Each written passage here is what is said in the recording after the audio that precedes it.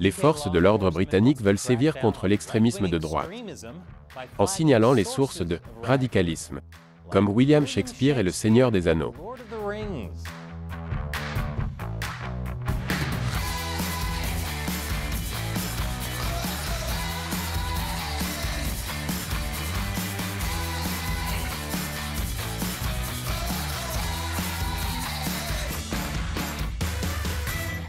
Bienvenue à l'émission Amérique dévoilée, je suis Chris Chappell. De nos jours, la plus grande menace pour la société est l'extrémisme de droite.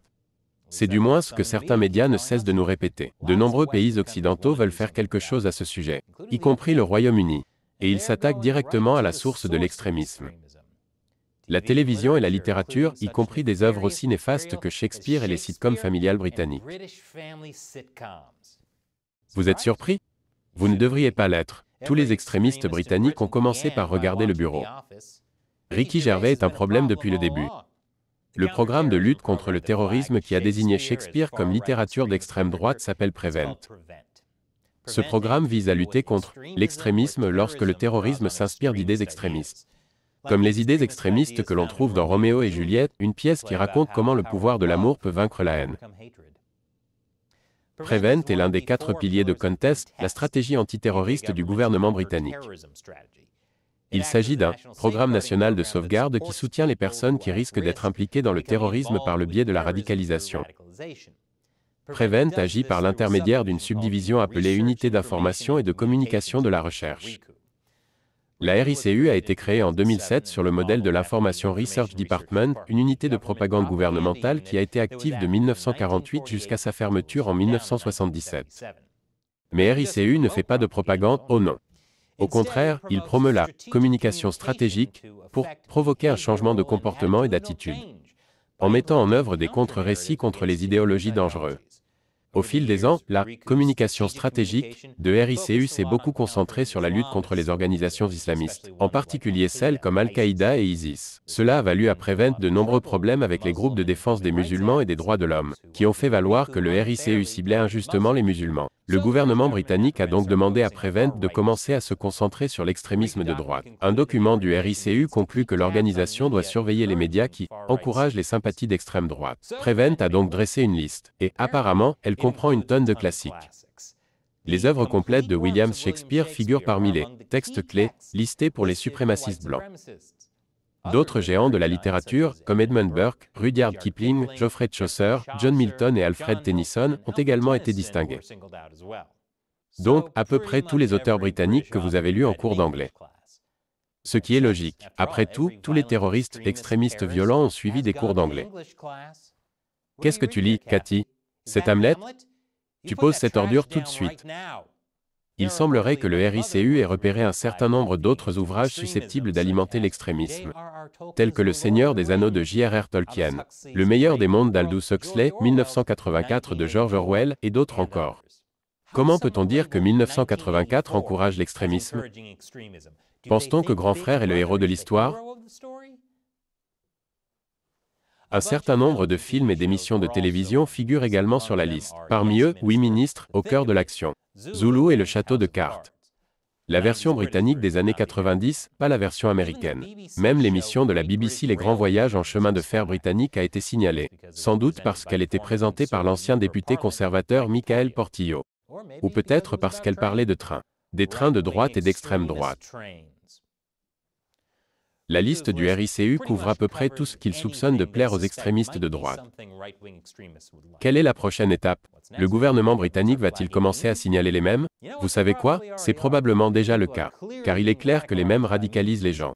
De nombreuses personnes sont, à juste titre, contrariées par le fait que le RICU qualifie un grand nombre d'œuvres traditionnelles et d'émissions télévisées respectées de matériel, qui pourrait possiblement encourager le terrorisme extrémiste. Le problème, comme l'a expliqué le ministre britannique de l'Intérieur, est que Prevent a défini l'extrême droite de manière trop large, englobant la droite respectable et le centre droit. Quoi? Personne à gauche n'aime le Seigneur des Anneaux? Est-ce qu'ils disent tous que la représentation des orques est raciste? Une étude indépendante sur Prevent a révélé que le programme adopte une approche extensive de l'extrême droite. si large qu'elle a inclus des formes légèrement controversées ou provocantes de commentaires de droit qui n'ont pas de lien significatif avec le terrorisme ou la radicalisation. Le gouvernement britannique a réagi en convenant que la barre de ce qui constitue une menace extrémiste ne devrait pas être si basse qu'elle englobe les publications et les commentateurs grand public. Mais le Royaume-Uni n'est pas le seul pays où les forces de l'ordre ont qualifié d'extrémistes des contenus traditionnellement acceptés. Les États-Unis l'ont également fait. Contre les catholiques. Plus d'informations après la pause. Bon retour parmi nous. Les forces de l'ordre britanniques ont ciblé la littérature et la télévision qu'elles associaient à la droite politique. Et elles ne sont pas les seules. Il n'y a pas si longtemps, le FBI a fait la même chose en ciblant les catholiques radicaux traditionnels. Récemment, l'ancien agent spécial du FBI Kyle Serafin a publié un document du FBI intitulé « L'intérêt des extrémistes violents à motivation raciale ou ethnique pour l'idéologie catholique traditionnaliste radicale présente presque certainement de nouvelles possibilités d'atténuation ». Le mémo a été publié par la division du FBI de Richmond, en Virginie. Il portait la mention « Usage interne du FBI uniquement, ne pas diffuser à l'extérieur ». Ce qui, je suppose, fait de Serafin un dénonciateur. Qu'est-ce qui différencie donc un catholique radical traditionnaliste d'un catholique normal? Selon le document du FBI, le catholicisme traditionnaliste radical est une idéologie qui rejette le Concile Vatican II, y compris la plupart des papes élus depuis lors, et qui adhère fréquemment à une idéologie antisémite, anti-immigré, anti-LGBTQ et suprémaciste blanche. Sur quoi se base-t-elle pour faire ces constatations? L'Internet. Et quand je dis l'Internet, je veux parler des articles rédigés par le Southern Poverty Law Center et les magazines de gauche Salon et The Atlantic.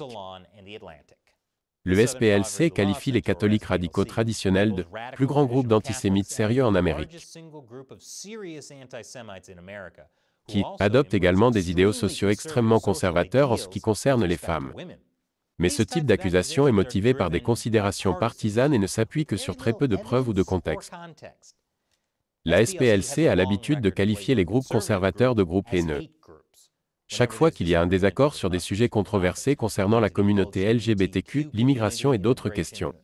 Les articles de Salon et de The Atlantic, quant à eux, ne sont que des titres accrocheurs qui tentent d'établir un lien entre les personnalités d'extrême droite et la culture extrémiste des armes à feu, d'une part, et la droite catholique, d'autre part. De même que le Royaume-Uni part du principe que les médias traditionnellement respectés conduiront à l'extrémisme de droite. Le document du FBI part du principe que la théologie catholique radicale traditionnelle, qui est en fait un jargon pour désigner le catholicisme conservateur, conduira à l'extrémisme violent motivé par des considérations raciales ou ethniques.